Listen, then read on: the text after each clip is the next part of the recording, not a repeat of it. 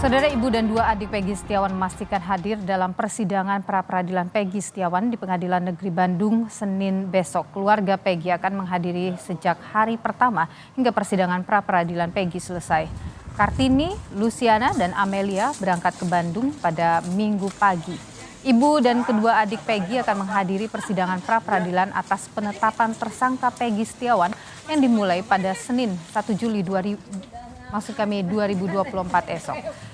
Kartini, saudara, menyampaikan kehadirannya sebagai bentuk perjuangan mencari keadilan bagi Peggy Setiawan. Kartini meyakini anaknya bukan pelaku pembunuhan seperti yang dituduhkan polisi terhadap Peggy.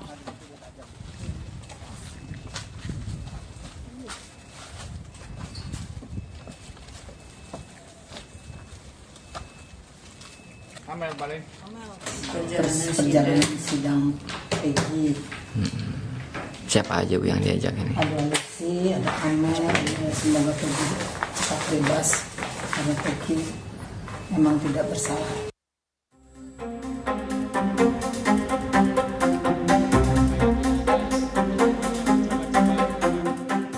Besok Senin 1 Juli 2024, Pengadilan Negeri Bandung akan menggelar sidang pra-peradilan Peggy Setiawan, tersangka kasus pembunuhan Vina dan Eki di Cirebon. Kuasa hukum Peggy Setiawan, Sugianti Iriani, berharap hakim dapat bersikap objektif terhadap bukti dan fakta dalam persidangan untuk memutuskan sah atau tidaknya penetapan tersangka terhadap Peggy Setiawan. Kuasa hukum juga akan menghadirkan saksi dan tim ahli untuk memastikan bahwa penetapan tersangka terhadap Peggy Setiawan tidak sesuai prosedur dan Peggy adalah orang yang salah tangkap.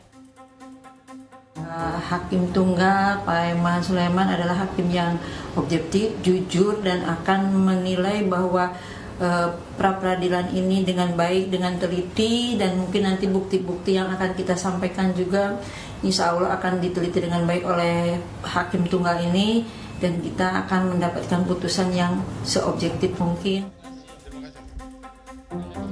Sebelumnya dalam sidang perdana pra-peradilan Peggy Setiawan 24 Juni lalu polisi tidak hadir. Namun untuk sidang besok Kabid Humas Polda Jabar, Kombes Julius Abraham Abbas memastikan mereka dipastikan akan hadir.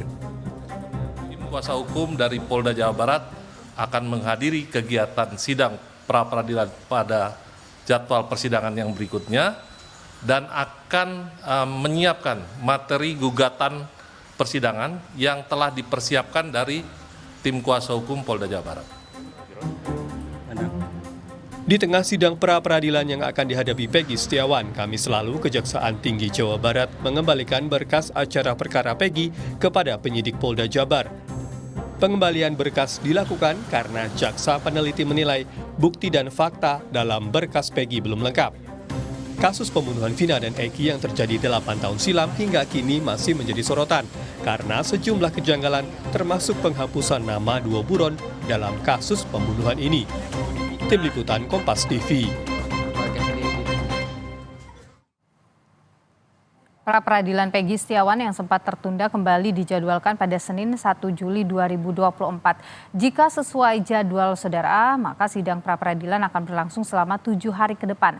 Apa saja kemungkinan yang akan dihadapi dalam sidang pra-peradilan Peggy terkait penetapannya sebagai tersangka pembunuhan Vina dan Eki di Cirebon 2016 lalu? Dan jika pra-peradilan ini dimenangkan oleh Peggy, dampak apa yang kemudian yang akan terjadi dalam penanganan kasus pembunuhan Vina?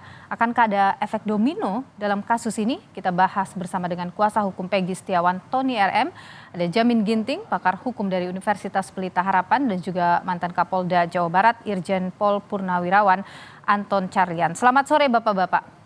Selamat sore Mbak Nilu. Assalamualaikum warahmatullahi wabarakatuh. Waalaikumsalam warahmatullahi wabarakatuh. Saya ingin ke Pak Tony dulu terkait dengan persiapan besok seperti apa Pak? Saksi juga ahli apa yang akan dihadirkan di sini? Ya, kami dari tim kuasa hukum Peggy Setiawan sudah sangat siap.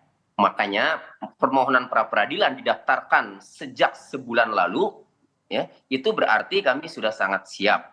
Ya, baik dari alat buktinya, ya, baik keterangan saksi maupun bukti-bukti lainnya yang sudah kami tuangkan dalilnya dalam permohonan pra-peradilan itu, artinya itu berarti kami sangat siap. Nah, kami ingin sampaikan sedikit ya, biar ditanggapi juga sama Pak Pakar Pidana Pak Jamin Ginting. Jadi Peggy Setiawan itu ditangkap tanggal 21 Mei 2024. Ingat, pada saat ditangkap, Peggy Setiawan belum ditetapkan sebagai tersangka. Nah, kemudian tanggal 21 Mei juga ya, itu kemudian ditetapkan tersangka. Ada surat pemberitahuan penetapan tersangka dan penahanannya. Nah, penyelidikan itu kan untuk serangkaian tindakan penyelidikan untuk mengetahui peristiwa pidana. Sementara penyidikan adalah serangkaian tindakan penyidikan untuk menemukan tersangkanya dengan menemukan minimal 2 alat bukti. Nah, ini ditetapkan tersangka dulu, ya. Kemudian alat buktinya ini dicari, ditangkap dulu, kemudian ditetapkan tersangka. Nah, maka kami ya dalam pra peradilan ini kami akan menyoroti hal itu, ya. Kami juga penasaran alat bukti apa yang dimiliki penyidik, karena kami rasakan sebagai penasihat hukum Peggy Setiawan, penyidik mulai gencar mencari alat bukti setelah Peggy Setiawan ditetapkan tersangka. Itu esensi pra peradilan yang akan kami bongkar nanti. Itu yang akan Anda bongkar nanti. Pra peradilan ini. Saya ingin ke Pak Anton Carlyan. Pak Anton, penyidik Polda Jawa Barat kan sudah memastikan ya, setelah sebelumnya mangkir mengatakan bahwa kali ini akan hadir begitu dalam pra peradilan ini. Biasanya apa saja yang disiapkan begitu oleh penyidik untuk menjawab ataupun memberikan perlawanan dalam sidang? Biasanya adalah alat-alat bukti sesuai 184, 185 yang akan disampaikan di sidang pengadilan. Apakah benar tersangka Peggy Setiawan itu adalah pelakunya? Nah, di sini kami sudah tanyakan juga bahwa apakah Polda Jabar sudah siap? Sudah siap, Pak, katanya. Bahkan dari penguatan saksi-saksi saja yang asalnya 70 itu menjadi 17. Ada juga di sini adalah surat, ada petunjuk, bahkan keterangan ahli. Saya ingatkan berkali-kali karena fenomena di masyarakat. Awas loh, jangan salah tangkap. Kalau salah tangkap itu merupakan pelanggaran HAM yang mana kita sendiri sudah pernah belajar. Pelanggaran HAM bagi Polri. Dan masalah penetapan tersangka itu, mohon maaf Mas Tony, Kang Tony, bahwa 1 kali 24 jam boleh ditetapkan sebagai tersangka. Namun di sini karena sudah inkrah, jadi yang bersangkutan itu sudah bisa dikategorikan sebagai tersangka dari alat-alat bukti yang lama. Karena dari keterangan para terdakwa yang lama pun juga sudah disebutkan PS itu, Peggy Setiawan. Nah justru makanya ada yang disita ijazah dan lain-lain gitu. Itu untuk memastikan bahwa yang ditangkap itu PS yang ini bukan PS yang lain atau yang ada di mana. Karena salah satu yang menjadi saksi itu adalah kawan satu sekolahnya. Oh iya, yang dulu melakukan itu PS yang dulu sekolah di SMP Cirebon misalkan SD ini. Nah makanya disitalah itu sebagai salah satu alat bukti. Dan ini pun juga sebetulnya merupakan, mungkin Pak Ginting nanti bisa menyempurnakan, dua proses of law, sistem pengawasan yang justru mengedepankan perlindungan terhadap para tersangka dan juga untuk membatasi tindakan kesenang-wenangan di dalam proses integrated criminal justice system. Inilah pra peradilan yang ada di kita sesuai dengan pasal 77 KUHP. Jadi itu jelas Polda Jabar. Kenapa kemarin saya tanyakan juga, kenapa kemarin kok tidak hadir? Harusnya segera hadir. Bukan begitu, Pak. Kami sedang lebih menguatkan alat bukti yang kami tunggu yang memang sangat signifikan. Sehingga baru selesai ya pada hari Jumat Sabtu ini. Apa itu alat bukti yang sangat signifikan itu, Pak Anton? Wah, kalau dibuka di sini nanti. Nah, pokoknya nanti kita saksikan sama-sama. Kita hormati sama-sama. Mas Tony memang harus membela.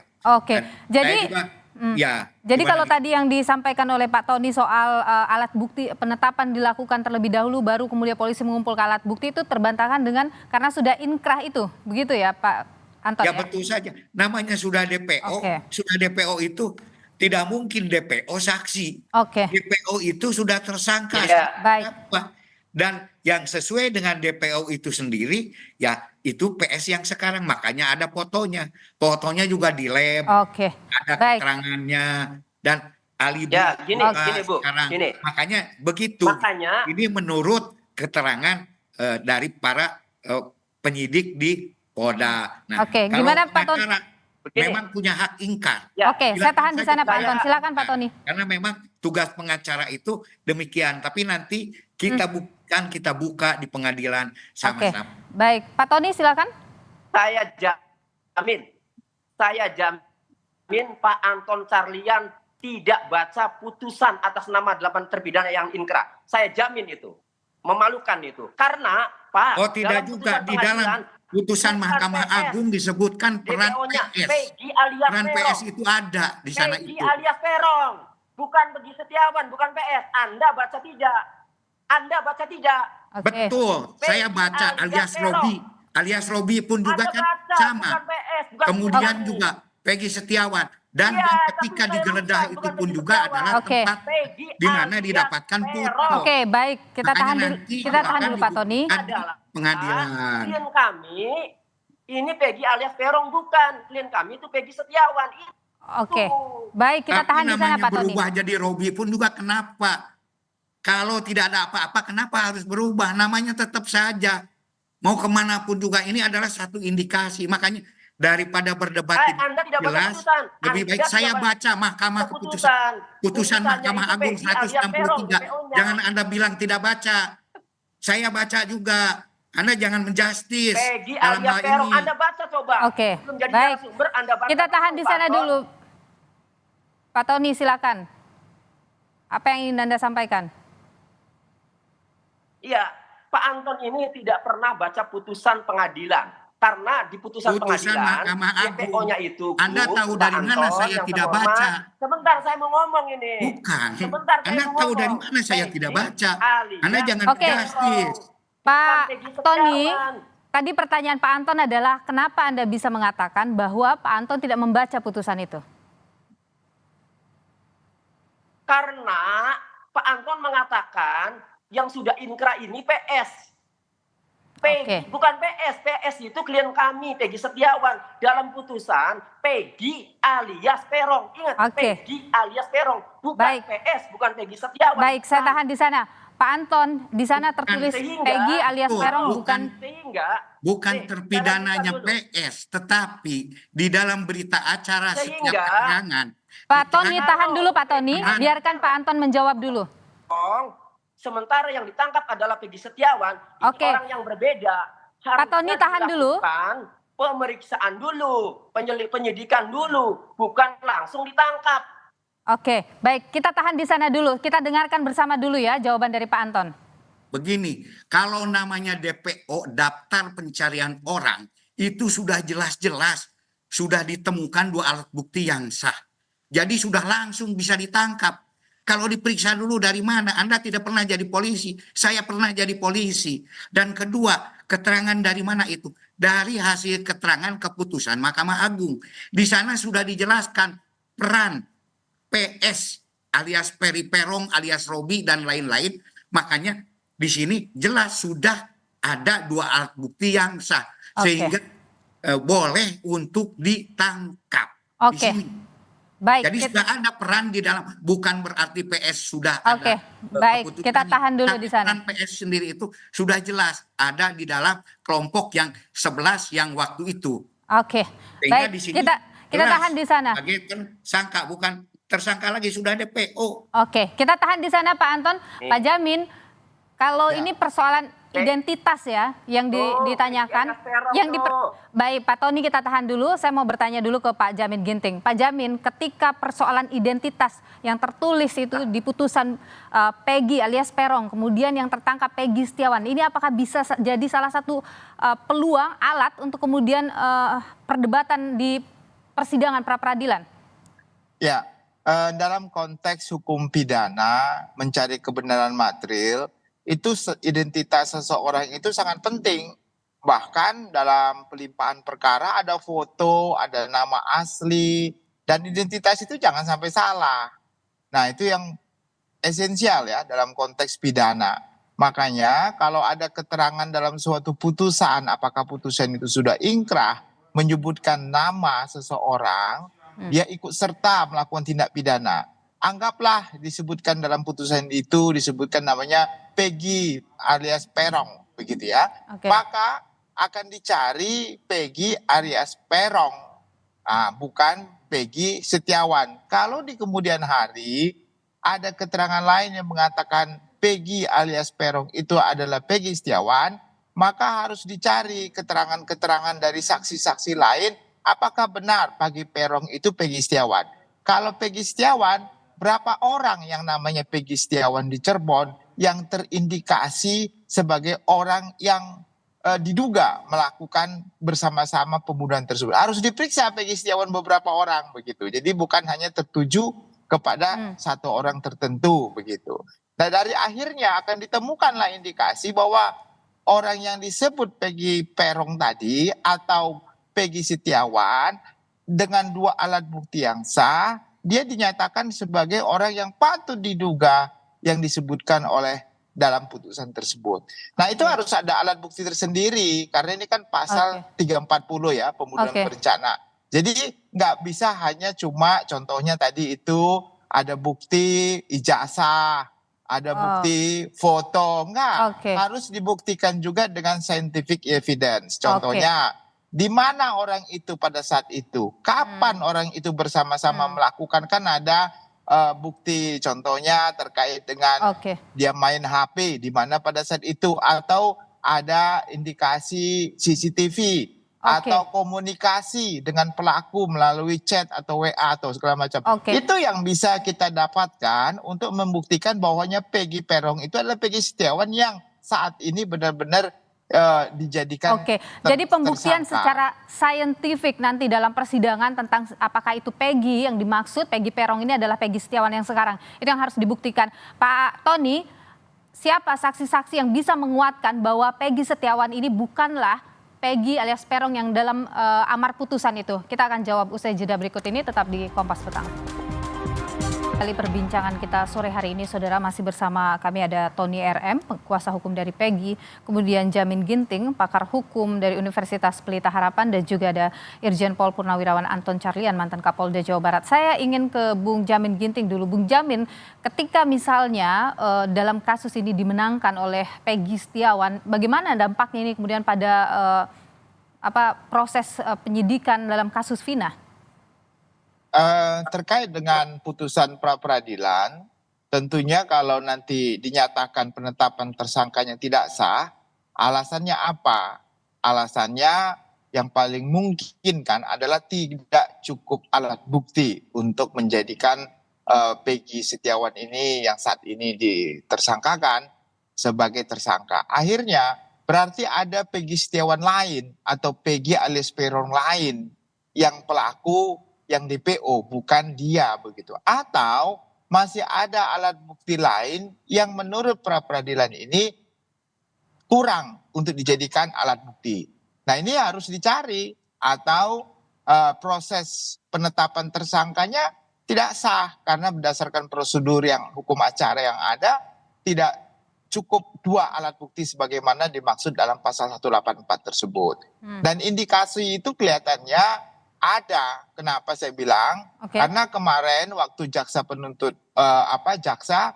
humas jaksa menyatakan nggak bisa P21 karena memang kurang cukup alat bukti untuk bisa dinaikkan ke persidangan. Karena kan kemarin dikhawatirkan diterima P21 sehingga pra-peradilannya dinyatakan gugur begitu. Tapi realitanya jaksa menyatakan tidak cukup alat bukti. Kelihatannya relevan, tapi saya tidak mau mendahului. Tapi kita lihat aja nanti bagaimana upaya daripada Kepolisian Republik Indonesia untuk menyatakan kalau mereka benar-benar membeli 2 alat bukti untuk menetapkan tersangka. Demikian. Anda kira-kira akan bagaimana nih jalannya persidangan ini?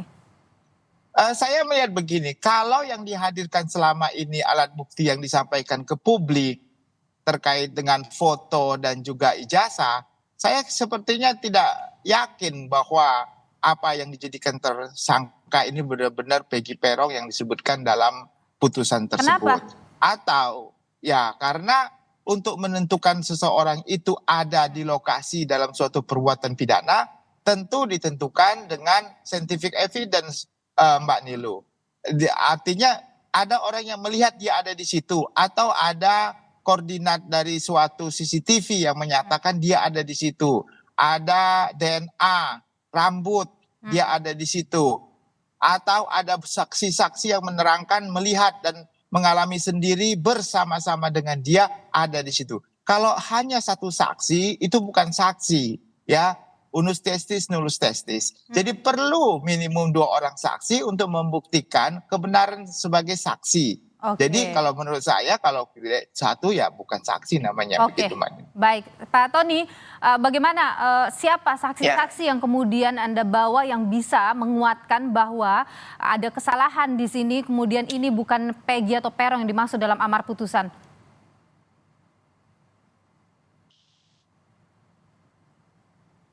Ya, itu tunjukkan ya. Jadi tuh ya, ini nih Peggy alias Peron, bukan Peggy Setiawan. Ini putusan Mahkamah Agung ya. Nah, sementara yang ditangkap adalah Peggy Setiawan. Silakan nanti bagaimana itu kok jadi Peggy Setiawan yang ditangkap. Saksi-saksi baik ya, saksi yang melihat Peggy Setiawan itu berada di Bandung pada saat kejadian, maupun saksi-saksi lain terkait dengan Peron ya, bahwa tidak pernah Peggy Setiawan dipanggil, tidak pernah Peggy Setiawan itu dipanggil Peron. Nah, kami ini sudah mendapatkan salinan BAP tersangka, ya, sudah ditanyakan itu, ya, mengenai nama panggilan Peron dan sudah dijawab oleh Peggy Setiawan tidak pernah dipanggil Peron. Itu BAP tersangkanya ada di saya, sudah ada. Kemudian kami mendampingi saksi-saksi lain, kurang lebih ada 7 saksi yang kami dampingi dengan tim. Sama ditanya apakah nama panggilan Peggy Setiawan itu Peron, sudah dijawab semua, bukan. Pertanyaannya, saksi siapa dari pihak penyidik yang mengatakan bahwa Peggy Setiawan itu dipanggilnya Peron? Sejauh yang kami dalami, tidak ada satu saksi pun ya yang mengatakan bahwa panggilan Peggy Setiawan itu adalah Peron. Ini orang yang berbeda, makanya diuji di pra-peradilan ya, mana korelasinya, mana hubungannya bahwa Peggy Setiawan itu adalah Peggy alias Peron sebagaimana dalam DPO yang sudah inkrah dalam putusan. Oke, jadi saksi-saksi ini adalah teman-teman dari Peggy, pihak keluarga itu? Betul, dan masih ada saksi, nanti lihat saja. Masih ada saksi ya yang memang belum kami munculkan.